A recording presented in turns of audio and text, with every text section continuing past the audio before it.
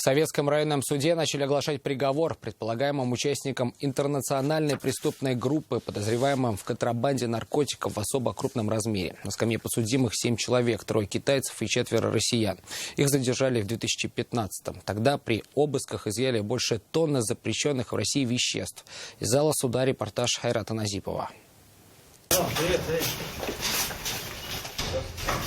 В зал суда русскоязычная группа подсудимых направлялась в бодром расположении духа, во многом благодаря тому, что их встречали родственники. Гражданам же Китайской Народной Республики пришлось рассчитывать лишь на поддержку адвокатов. Всего на скамье подсудимых 7 человек. Оглашение приговора участники процесса выслушивали на 2 языках – русском и китайском.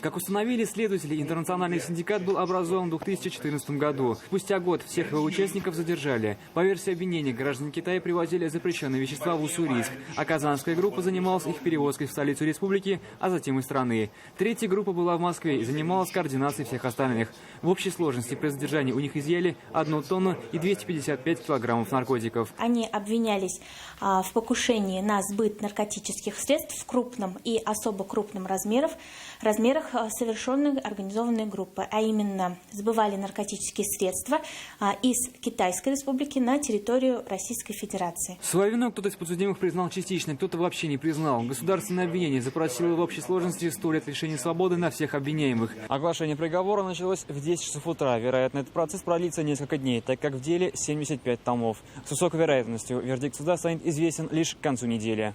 Хайрат Назипов, Наиль Абдуллин, вызов 112.